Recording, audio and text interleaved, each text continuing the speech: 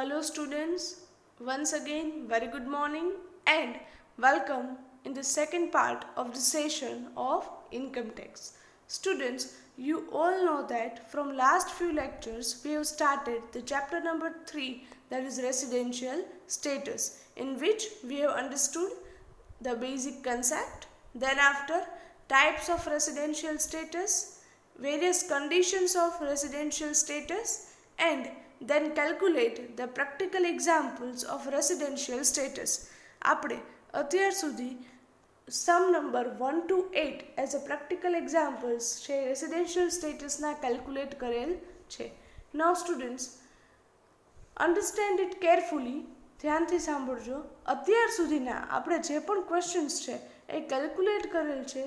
Those all questions are regarding days calculation, and that is why I have given the title in the first, before the first question in a litho, days calculation only.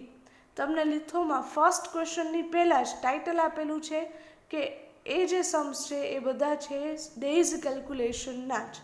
Now the second type of sums that may be asked in your exam is regarding incidence of tax. બીજા ટાઈપના Sam's કે જે તમને એક્ઝામમાં પૂછાઈ શકે છે એ છે ઇન્સિડન્સ ઓફ ટેક્સના સમ્સ. જનરલી ઇન્સિડન્સ ઓફ ટેક્સના સમ્સ છે એ તમને એક્ઝામમાં બહુ રેયરલી પૂછાય છે. I think till today once or twice such type of sums were asked.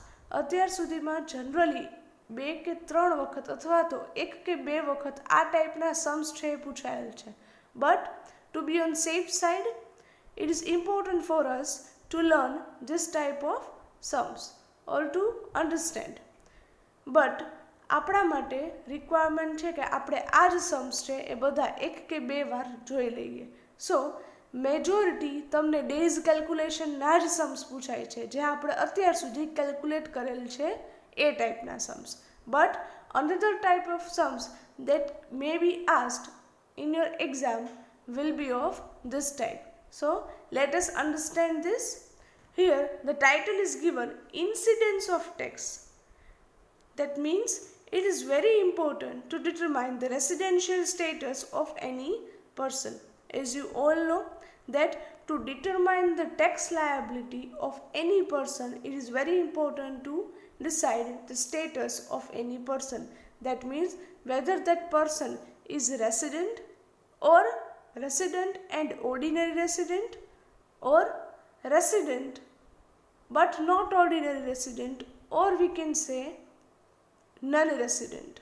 That means we will have to decide કે વ્યક્તિ only resident છે, resident and ordinary resident છે કે પછી non-resident છે. Why? Because on that basis we will determine the tax liability of that person. Second point, the reason is that the scope of total income depends upon the residential status. Here I have mentioned the scope of total income. That means on which type of income he or she will supposed to pay the tax can be decided on the basis of his residential status. એમના residential status પરથી નક્કી થશે કે એમને કઈ ટાઈપની income પર ક્યારે ટેક્સ પે કરવાનો છે અને ક્યારે ટેક્સ નથી પે કરવાનો. જનરલી એમનું સ્ટેટસ નક્કી કર્યા પછી જ એમની સ્કોપ ઓફ ટોટલ ઇન્કમ છે એ તમે જાણી શકો છો. Before that you will not be able to determine the scope of his total income. That means કે એમને કઈ ટાઈપની ઇન્કમ પર ટેક્સ પે કરવાનો છે કે ટેક્સ પે નથી કરવાનો એ ડિસાઇડ તમારે એમના રેસિડેન્શિયલ સ્ટેટસ પરથી કરવાનું છે. How? Here we can see.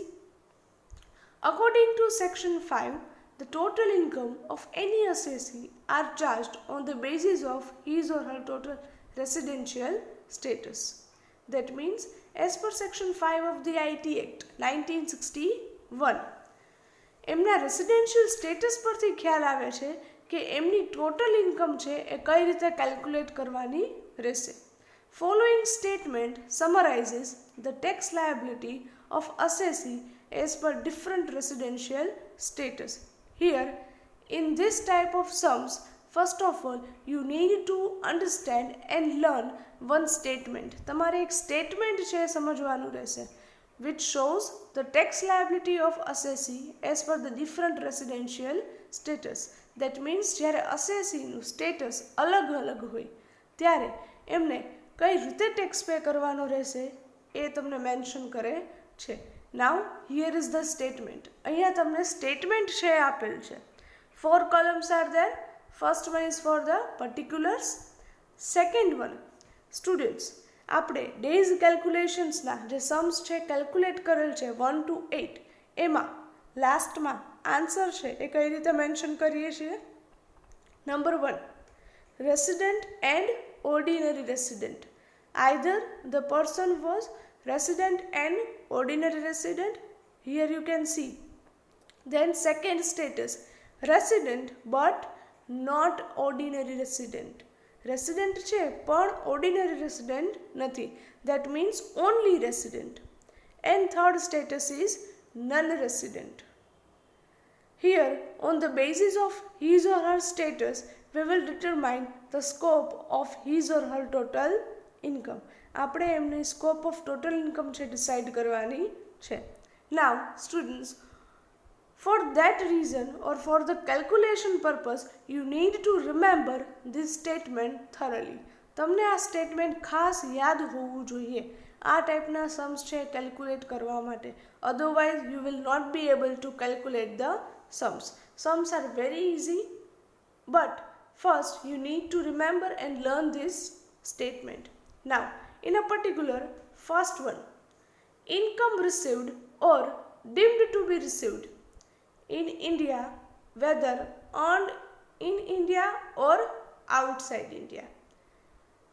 Generally students, there are 2 points that you need to understand: income earned and income received. એવું બની શકે કે તમે ઇન્કમ અર્ન કરો છો એ પ્લેસ પણ અલગ હોય અને ઇન્કમ રિસીવ થાય છે એ પ્લેસ પણ અલગ હોય. Income earning place and income receiving place. So students, here number 1 is given income received or deemed to be received in India. જો તમને ઇન્કમ છે એ ઇન્ડિયામાં રિસીવ થતી હોય, whether earn in India or outside India. પછી એ income તમે ઇન્ડિયામાં અર્ન કરેલ હોય કે આઉટસાઇડ ઇન્ડિયા અર્ન કરેલ હોય. Students, try to understand. Number 1 point, income receive ક્યાં થાય છે? ઇન્ડિયામાં. પછી એ તમે ઇન્ડિયામાંથી જ અર્ન કરતા હોય કે પછી આઉટસાઇડ ઇન્ડિયાથી અર્ન કરેલ ઇન્કમ હોય, બટ તમને અલ્ટિમેટલી રિસીવ ક્યાં થતી હોય છે? ઇન્કમ ઇન્ડિયામાં. એવું બની શકે ને કે ફોરેનમાં કોઈ તમે પ્રોફેશન છે કે કોઈ બિઝનેસ છે તમારો, બટ એ બિઝનેસની જે પણ અમાઉન્ટ છે કે પ્રોફિટ છે એ તમારા ઇન્ડિયાના બેંક અકાઉન્ટમાં ટ્રાન્સફર થતો હોય, તો ઇન્કમ અર્નિંગ પ્લેસ ક્યું થશે? Outside India. But income receiving place ક્યું થશે? India. Why? Because the amount of that business is transfer to the Indian bank account. Right? તો અહીંયા બંને પ્લેસ છે કેવા થશે? અલગ અલગ. Income receiving and income earning. In short, first point પ્રમાણે ઇન્કમ રિસીવ ક્યાં થવી જોઈએ? ઇન્ડિયામાં. પછી અર્ન કોઈ પણ જગ્યાએથી કરેલ હોય, ઇન્ડિયામાં કે outside India. Then the scope of total income will be same for all 3 type of status. Here I have written yes, yes and yes. That means in this type of situation, any type of assessee, એટલે કે અસેસીનું status કોઈ પણ હોય આ ત્રણમાંથી, he will have to pay the tax on that type of income. એમને એ income પર tax pay કરવાનો છે થશે જ જો તમારી ઇન્કમ ફર્સ્ટ ટાઈપની સિચ્યુએશનમાં આવે છે તો. And that is why I have return yes in all 3 types. Now second point, students, try to differentiate. Difference છે એ ફાઇન્ડ આઉટ કરતા શીખજો. Second point, income earned or arised in India, whether received in India or outside in India. Reverse, income છે એ earn ક્યાં કરેલ છે? ઇન્ડિયામાં. અથવા તો income તમે જનરેટ કરો છો એ પ્લેસ ક્યું છે? ઇન્ડિયા. દેટ મીન્સ તમારો બિઝનેસ કે પ્રોફેશન એ ઇન્ડિયામાં છે તો બટ ઓબ્વિયસ છે તમારું ઇન્કમ અર્નિંગ અથવા તો ઇન્કમ જનરેટિંગ પ્લેસ કયું થશે? ઇન્ડિયા. તો એ ઇન્કમ અર્નિંગનું પ્લેસ ઇન્ડિયા છે but received in India or outside India. પછી એ ઇન્કમ તમને ઇન્ડિયામાં જ રિસીવ થતી હોય કે આઉટસાઇડ ઇન્ડિયામાં રિસીવ થતી હોય. I hope this is clear to you students. First કન્ડિશનથી reverse condition. Income earning place કયું છે? Compulsory India. પછી એ ઇન્કમ તમને ઇન્ડિયામાં જ રિસીવ થતી હોય કે આઉટસાઇડ ઇન્ડિયામાં રિસીવ થતી હોય. એવું પણ બની શકે રિવર્સ સિચ્યુએશન કે તમારો બિઝનેસ કે પ્રોફેશન એ ઇન્ડિયામાં છે એટલે તમારું ઇન્કમ જનરેટિંગ કે ઇન્કમ અર્નિંગ પ્લેસ એ કયું થશે? ઇન્ડિયા. બટ તમારી જે બિઝનેસની ઇન્કમ છે એ કોઈ ફોરેનના બેંક અકાઉન્ટમાં ટ્રાન્સફર થાય છે તો તમારી ઇન્કમ રિસીવિંગ પ્લેસ કયું થશે? Outside India. In that case also in all three type of status it is taxable. That means you will have to pay the tax on them, and that is why again I have written over here yes, yes and yes. This is the second situation. Now number 3, income earned or received outside India from a business controlled from India. That means income earn પણ outside India થતી હોય, receive outside India થતી હોય, but એ જે business છે ફોરેનનો એમનું totally controlling તમે ક્યાંથી કરો છો? ઇન્ડિયામાંથી. Again I repeat, income earning and income receiving place એ છે આઉટસાઇડ ઇન્ડિયા બટ એ બિઝનેસનું ટોટલ કંટ્રોલિંગ ક્યાંથી થાય છે? ઇન્ડિયામાંથી. તો first 2 type of status it is taxable. તો પહેલા બે સ્ટેટસ છે ક્યાં છે? Resident and ordinary resident and resident but not ordinary resident. In that case it will be taxable, and in case of non-resident it is not taxable. That is why I have written over here no. ત્યાં taxable છે નહીં.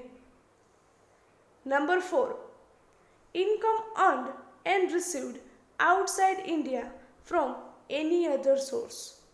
That means income earn પણ outside India થાય છે, income receive પણ outside India થાય છે from any other source. That means કે બિઝનેસ સિવાયના કોઈ પણ સોર્સ થ્રુ જો તમે ઇન્કમ અર્ન અને રિસીવ આઉટસાઇડ ઇન્ડિયા કરો છો, ઇન્ડિયામાં કાંઈ જ નહીં, ઇન્કમ અર્નિંગ અને રિસીવિંગ બંને ક્યાં છે? આઉટસાઇડ ઇન્ડિયા, તો એ ફર્સ્ટ સ્ટેટસમાં જ ટેક્સેબલ છે એન્ડ બાકીના બંને સ્ટેટસમાં શું છે? None taxable. And that is why I have written over here only in first case yes and in another 2 cases no. Number 5, income earned and received outside India. Income earned and received બંને ક્યાં થાય છે? outside India in any earlier previous years. એટલે કે તમારા current assessment year, અત્યારે assessment year કયું ચાલે છે? 2020-21. તો એમના માટેનું પ્રીવિયસ યર કયું છે? 2019-20. એ પ્રીવિયસ યર પહેલાંના આગળના કોઈ પ્રીવિયસ યર્સમાં, આગળના કોઈ વર્ષોમાં તમને જો આવી કોઈ ઇન્કમ હોય અને remitted to India in relevant previous year, suppose 2017-18માં એક ઇન્કમ હતી કે જે તમે ઓન અને રિસીવ બંને આઉટસાઇડ ઇન્ડિયા કરતા હતા, સપોઝ યુએસએ. 2017-18માં તમે કોઈ ઇન્કમ એ યુએસએમાં અર્ન કરેલ અને રિસીવ પણ ત્યાં જ થયેલ હતી, બટ અત્યારે કરંટ અસેસમેન્ટ યર છે 2021 અને એમના માટેનું પ્રીવિયસ યર છે 2019-20. તો તમે 19-20માં એટલે કે પ્રીવિયસ યરમાં એ જે ઇન્કમ હતી આગલા વર્ષોની 17-18ની, પાસ્ટના પ્રીવિયસ યર્સની, રાઈટ, એ તમે during the relevant previous year એટલે કે 19-20માં ઇન્ડિયામાં રેમિટ કરો છો. રેમિટ મીન્સ ટુ સેન્ડ, ઇન્ડિયામાં મોકલો છો. તો એ કોઈ પણ ત્રણમાંથી એક પણ સ્ટેટસમાં ટેક્સેબલ નથી. અગેઇન આઈ રિપીટ, કોઈ ભૂતકાળના કોઈ પાસ્ટ યર્સની તમારી કોઈ ઇન્કમ છે કે જે તમે ઇન્કમ અર્ન અને રિસીવ બંને ફોરેનમાં થઈ છે અને તમે રિલેવન્ટ પ્રીવિયસ યર એટલે કે અત્યારના અસેસમેન્ટ યર માટેના પ્રીવિયસ યરમાં એટલે કે 1920માં જો તમે ઇન્કમ ઇન્ડિયામાં સેન્ડ કરો છો, right, during the relevant previous year, તો ત્રણમાંથી એક પણ સ્ટેટસમાં એ ટેક્સેબલ છે નહીં. And that is why I have written over here નો. Students, I hope this is clear to you, right? Again I repeat, first 5 points. Number 1, receive compulsory ક્યાં થતી હોય? ઇન્ડિયામાં. પછી અન તમે ગમે ત્યાંથી કરો છો તો ત્રણેય કેસમાં શું છે? Taxable.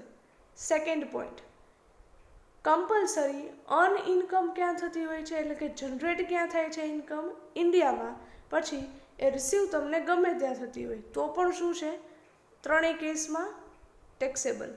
Third point, income earn and receive outside India થતી હોય બટ એ બિઝનેસનું ટોટલી કંટ્રોલિંગ ક્યાંથી થાય છે? ઇન્ડિયામાં. તો ફર્સ્ટ ટુ કેસમાં yes and in third case no. Fourth, income earning and receiving બંને થાય છે outside India from any other source એટલે કે બિઝનેસ સિવાયના કોઈ પણ સોર્સથી, તો ફર્સ્ટમાં જ ટેક્સેબલ, બાકીના બંને કેસમાં not taxable.